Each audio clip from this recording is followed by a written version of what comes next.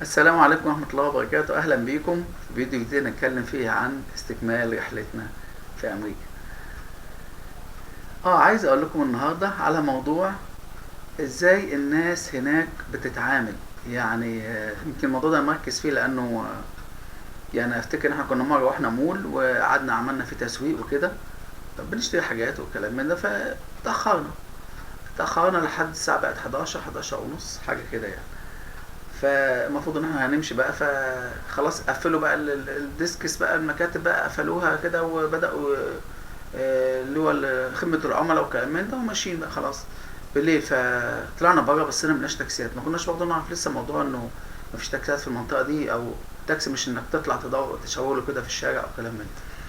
فجت حد من هناك، كانت اعتقد من الكاستمر سيرفيس، اعتقد جنسيتها ممكن تكون تايلاندية حاجة كده. فقلت لها احنا كنا عايزين تاكسي بس مش لاقي تاكسيات بقى. قالت لا دلوقتي الساعة 10 خلاص التاكسيات خلاص ما فيش تاكسيات، يمكن ممكن تلاقي اوقات قليل في الشوارع في الظروف العادية، لكن دلوقتي ده كل زون تايم. فقلنا طب وبعدين؟ فقالت لازم تطلبوه بالموبايل، معاكم موبايلات سيلفون؟ فقلت لها لا مش معانا سيلفون. فقالت طب وبعدين؟ فقلت لها طب هل ممكن ينفع تطلب لنا او في تليفون او نستعمله تليفون بكوين او حاجة او كده؟ فقالت طب انا هتصرف. فدخلت قعدت توسع مكاتب كتير قوي كتير قوي كتير قوي فعلا بجد يعني، لحد ما وصلت لاخر الصاله كده. تخيل نفسك في كارفور يعني، وهي في اول كارفور لاخر كارفور كده، قعدت توسع توسع وبتاع لحد ما وصلت لمكانه، واتصلت بالتليفون عايزين تروحوا فين؟ قلنا لها الفندق اسمه كذا وكذا. فقالت خلاص التاكسي هيكون خلال 10 دقايق، استنوا بره قدام البوابه.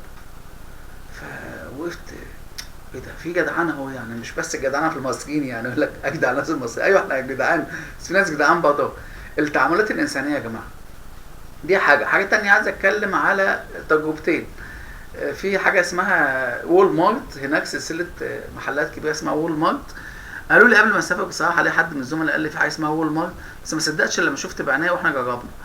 الوول مارت ده بتشتري من عنده الحاجه، يعني مثلا اشتريت كاميرا ب $100، وبعد كده بعد ما تاخدها تستعملها يوم وثلاثة ترجع تقول له انا عايز اغيرها، ممكن يغيرها لك، ممكن تقول له عايز ارجعها يرجع لك ويستبدل فلوسك. طب دي ممكن. شفت انا قدام مني كان في واحد واخد سوي شوز، يعني واخد شوز كده، كان حد برضه شكله ايه صيني او ياباني كده، جنوب شرق اسيا. فجايب الشوز وحطه كده مطبقه وحطه كده زي ما بيقول لك تحت دراعه، ودخل قدام مني فقال له انا عايز ارجعه. فقال له شيء امتى؟ قال له خلال اسبوع. قال له طيب رجعه حطه هناك في الجنب اليمين ده. فانا بقى الفضول قتلني بصراحه، دخلت قلت له هو انتوا بترجعوا تحطوا في قسم المستعمل؟ قال لي اه. قلت له طب بتبيعوه لانه هو جديد ولا مستعمل؟ قال لي مستعمل طبعا، مش خده ورجعه يبقى مستعمل. فقلت له طب انتوا ليه يرجع الحاجه وترجع له ثمنها او ياخد بدالها جديد؟ طب ممكن ياخد فلوس ويمشي. قال لي ايوه هيرجع عادي. قلت له بس كده بقت مستعمله وسعرها يقل؟ قال لي اه. قال لي انا معتمد ان هو ممكن يرجع مره اتنين تلاته اربعه خمس مرات هيشتري يعني. دماغ برضه يعني، هو عايز زي ما بقول كده يكسب زبون.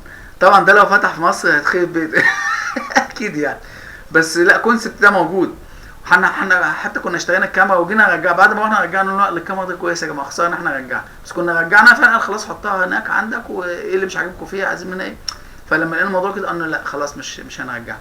بس الفكره دي موجوده موجوده. حاجه تانية فكره الكاستمر سيرفيس. كان في سوبر ماركت قريب من الفندق اللي احنا نازلين فيه، اسمه البرتسونز. فكنا بنشتري منه الحاجه. دخلت مره اشتري حاجه كده، لقيتهم عاملين عرض في قسم الفواكه على البرقوق او الخوخ تقريبا. فلقيت العرض معمول هناك، طبعا الاوزان بالباوند، اللي هو الرطل يعني، او الليبرا بيسموه على حسب بيسموه، مش بالكيلو. فلما جيت احاسب على الكاشير فلقيته حاسب لي من غير تخفيض، بالذات ما كانش مبلغ كبير، $18 تقريبا حاجه كده كان حسابه كله يعني. فقلت له لا ده في تخفيض على الخوخ.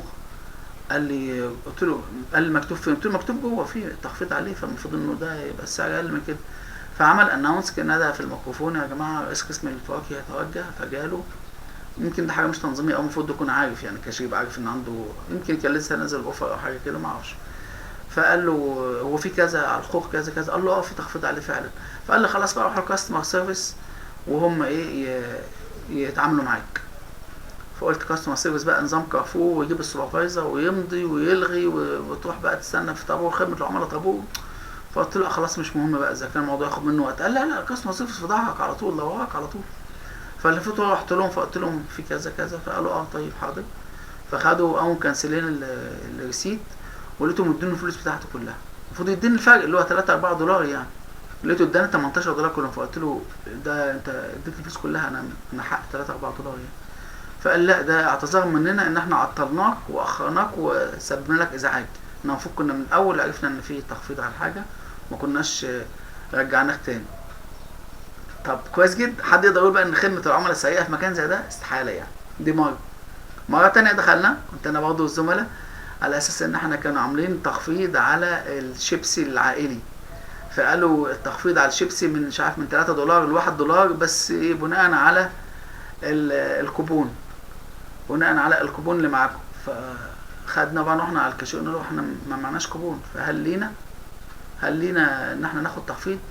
فقال له اه احنا اسفين جدا، المفروض كنا نديكم كوبونات وانتوا داخلين. فقاموا ادينا الكوبون، يعني زي ما بيقولوا كده هم بيتلككوا عشان يدوك تخفيض. طب دي حاجه كويسه جدا. حد يقدر بقى خدمه العملاء سيئه؟ لا طبعا محدش يقدر يقول خدمه العملاء سيئه هناك. فدي حاجه كويسه جدا. حبيت اشير النقطتين دول للناس اللي اوقات للاسف مطاعم او غير مطاعم او فنادق بيتعنتوا ان هم مثلا يرجعوا حاجه او يغيروا حاجه او العميل يغير حاجه، يعني حاجه زي كده. طبعا دي حاجه مش كويسه. لازم انا مور فليكسبل، لازم نكون اكثر مرونه يعني. فحبيت اذكر الموقفين دول واذكر تعامل الناس هناك عامل ازاي في الحته دي، في حته الكاستمر سيرفيس وفي حته المبيعات. هم طبعا هم ناس شاطرين في الحاجات دي قوي، وعندهم سيستم يعني. حتى عندهم موضوع بضاعة برضه ترد وتستبدل خلال 14 يوم او كلام من ده بدون اي مشاكل وبدون كلام كتير يعني. اوكي، هنكتفي بهذا القدر النهارده ان شاء الله. ولو عجبك الفيديو زي ما قلنا اعمل لايك وسبسكرايب لو انت مش عامل سبسكرايب، واعمل شير ليك ولاصحابك. شكرا، نهاركم سعيد. سلام.